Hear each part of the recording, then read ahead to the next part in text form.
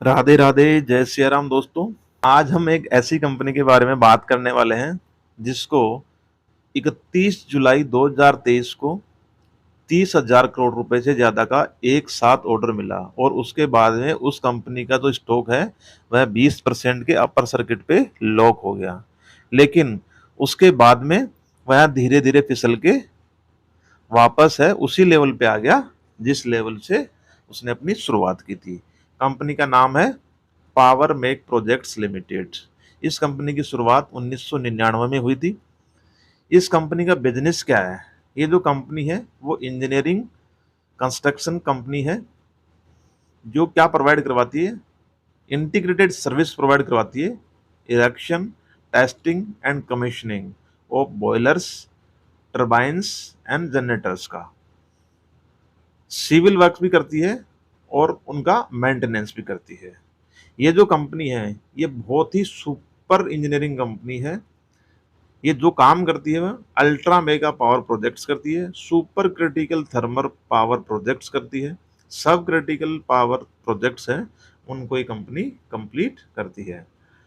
तो बेसिकली ये जो कंपनी है वो 8 यूनिट स्ट्रेटेजिक यूनिट्स हैं इसकी।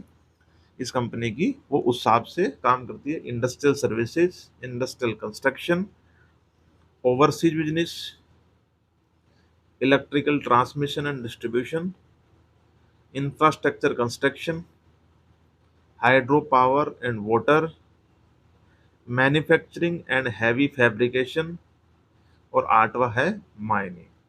तो जो अभी ऑर्डर मिला है वो इस कंपनी को माइनिंग में ही मिला है। Steel authority of India limited जो कंपनी है उसकी तरफ से 30,000 करोड़ रुपए से ज़्यादा का इस कंपनी को ऑर्डर मिला है और ये बहुत ही छोटी कंपनी है। अगर मैं बात करूँ इसके रेवेन्यू की, रेवेन्यू डिस्ट्रीब्यूशन की सेगमेंट वाइज, तो सिविल वर्क से है 47% का रेवेन्यू आता है, ऑपरेशन एंड मेंटेनेंस से 29% का रेवेन्यू आता है, इरेक्शन वर्क से 19% का, इलेक्ट्रिकल से 3% का और अदर्स की अगर हम बात करें तो 1% का। ज्योग्राफी वाइज अगर हम बात करें तो इंडिया से इसका 86% आता है और आउट ऑफ इंडिया है जो 14% आता है। अब अगर हम बात करें इस कंपनी की सब्सिडरीज कितनी हैं और कित कौन कौन से इस कंपनी के क्लाइंट्स हैं, तो इस कंपनी की टोटल 10 सब्सिडरीज हैं और 2 जॉइंट वेंचर्स हैं। जीटीए पावर में नाइजीरिया में भी इसकी सब्सिडरी है, दुबई में भी है इसकी, अरबिया में भी इसकी सब्सिडरीज है, एसोसिएटेड एक कंपनी है। अब अगर मैं बात करूँ इसकी क्लाइंट लिस्ट की, तो इसकी जो क्लाइंट लिस्ट है उसमें बहुत ही अच्छे और बड़े बड़े जो कॉरपोरेट्स हैं उनका नाम शामिल है। अडानी, भेल, एल&टी, वेदांता, टाटा पावर, एनटीपीसी, सीसीएल और SAIL, steel authority of India, जिससे इस कंपनी को रिसेंटली 30,000 करोड़ रुपए से ज़्यादा का ऑर्डर मिला है। और इसके अगर हम इंटरनेशनल क्लाइंट्स की बात करें तो सीमेंस, एल&टी पावर, हुंडई, मित्सुबिश, बहुत ही अच्छे क्लाइंट्स इस कंपनी के पास में अवेलेबल हैं। अब अगर मैं बात करूं इस कंपनी की ऑर्डर बुक के बारे में, इस कंपनी का मार्केट कैपिटल सिर्फ और सिर्फ 6,500 करोड़ रुपए का है और इस कंपनी की ऑर्डर बुक अगर आप देखेंगे तो 15,400 करोड़ रुपए की अदर सेगमेंट से, 9,294 करोड़ रुपए का कोल इंडिया से इसको 2021 में ऑर्डर मिला था जो 25 साल के लिए वैलिड है, और 30,438 करोड़ रुपए का order steel authority of India से 31 जुलाई 2023 को मिला जो 28 साल के लिए वैलिड है। मल्टी ईयर वर्क जो ऑर्डर बुक है इन कंपनी के पास में अवेलेबल। तो अगर इस कंपनी की टोटल वर्क ऑर्डर बुक देखें तो है 55,132 करोड़ रुपए की और इस कंपनी का मार्केट कैपिटल है 6,500 करोड़ रुपए। तो ये कंपनी के सामने ह्यूज ह्यूज कम से कम 10 से 12 साल की इस कंपनी के सामने ऑर्डर बुक की विजिबिलिटी अवेलेबल है। कंपनी को 9,294 करोड़ रुपए का ऑर्डर 2021 में कोल इंडिया से मिला था। मार्केट कैपिटल 6,530 करोड़ रुपए। करंट प्राइस देखें इस कंपनी के स्टॉक का तो 4,350, स्टॉक का पी 31 और इंडस्ट्री का पी भी 32 है। तो ये स्टॉक न तो सस्ता है और न ही महंगा है। आरओसी देखें तो 22 का, आरओई 18 का। सेल्स इस कंपनी के 3,601 करोड़ रुपए yearly. Debit to equity ratio 0.37। तो हर पैरामीटर पे कंपनी है बहुत ही अच्छी, फंडामेंटली स्ट्रॉन्ग, मैनेजमेंट बहुत ही स्ट्रॉन्ग है, ऑर्डर बुक की विजिबिलिटी है अगले 10 से 12 साल की आपके सामने। जो स्टील अथॉरिटी ऑफ इंडिया से इस कंपनी को 31 जुलाई 2023 को ऑर्डर मिला था 30,438 करोड़ रुपए का। तो मीडिया के अंदर बहुत सारा चीजें इस कम के बारे में, ऑर्डर के बारे में बताया गया था कि इतना बड़ा ऑर्डर है। अब हम इस ऑर्डर के बारे में डिटेल में यहाँ पे अध्ययन करने जा रहे हैं। एक स्पेशल एक कंपनी बनाएंगे जिसके अंदर 74% है वो पावर मेक प्रोजेक्ट का रहेगा और 26% वो PC Patel infra private limited का रहेगा। ये करेंगे क्या कि कोल फील्ड है धनबाद झारखंड के अंदर, उसको डेवलप करके उससे कोल का निकालेंगे और स्टील अथॉरिटी ऑफ इंडिया जो कंपनी है उसको ये कोल है वो सप्लाई करेंगे। जिसके अंदर ये जो कॉन्ट्रैक्ट है उसके अंदर मेन चीज क्या है, माइन इंफ्रास्ट्रक्चर डेवलपमेंट करेंगे, erection of coal cooking coal का, क्रशिंग करेंगे कोल को ट्रांसपोर्ट करेंगे और उसके लिए 3.5 मिलियन टन पर एनम की कैपेसिटी की एक वासरी है वहां पे सेटअप करेंगे कंपनी, जिससे कोल की सप्लाई होगी किसको, स्टील अथॉरिटी ऑफ इंडिया को प्लांट में। जो इनको डेवलपमेंट करने के लिए जो कोल फील्ड मिला है उसमें जो रिजर्व्स हैं कोल के वह 96.78 मिलियन टन के, जिसकी एनुअल कैपेसिटी है 4 मिलियन टन पर एनम की है। इस ऑर्डर की ड्यूरेशन है 28 साल, जिसके अंदर 2 साल का डेवलपमेंट पीरियड है।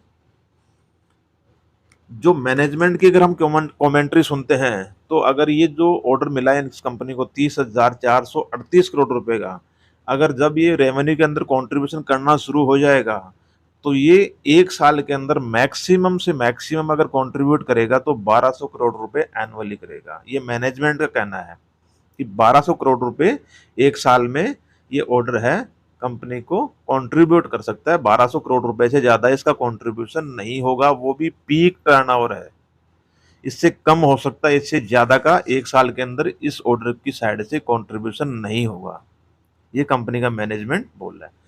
अब बात करते हैं, ये जो कंपनी है नए नए एरियाज पर अभी फोकस कर रही है, जिसके अंदर फोरे करना चाहती है, रेलवे के अंदर, रूरल इलेक्ट्रिफिकेशन के अंदर, वाटर प्रोजेक्ट्स के अंदर, क्रॉस कंट्री जो पाइपलाइंस होती हैं, प्रोजेक्ट होते हैं, जो गैस का हो गया, ऑयल का हो गया, उसके अंदर भी ये कंपनी है अपने आप को उस एरिया में उतारना चाहती है, बिजनेस उस एरिया में करना चाहती है।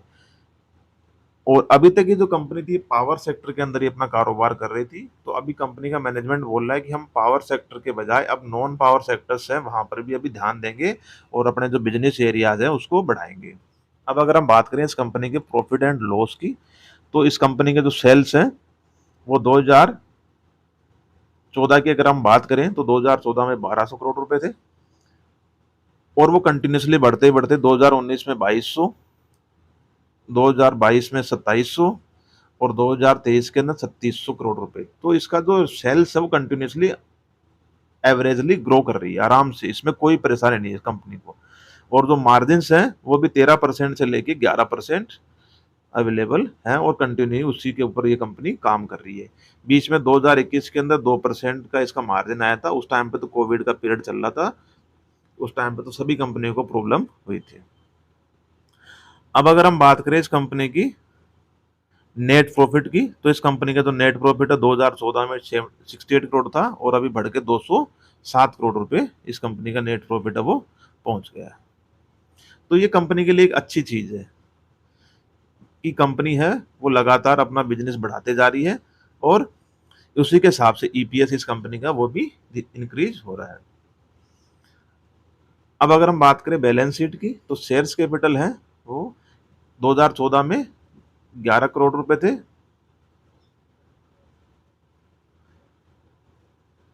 और अभी बढ़ के 15 करोड़ रुपए, तो उन्होंने इक्विटी के थ्रू भी कुछ पैसा है वो मार्केट से उठाया है। रिजर्व्स इस कंपनी के वो लगातार बढ़ रहे हैं, अभी है 1261 करोड़ रुपए।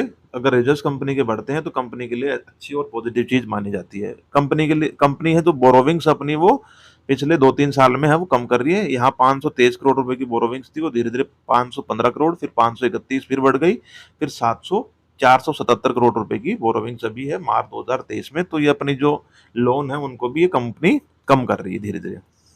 उस हिसाब से फिक्स्ड असेट हैं वो 189 करोड़ के हैं, वो भी अच्छे खासे इस कंपनी के हैं।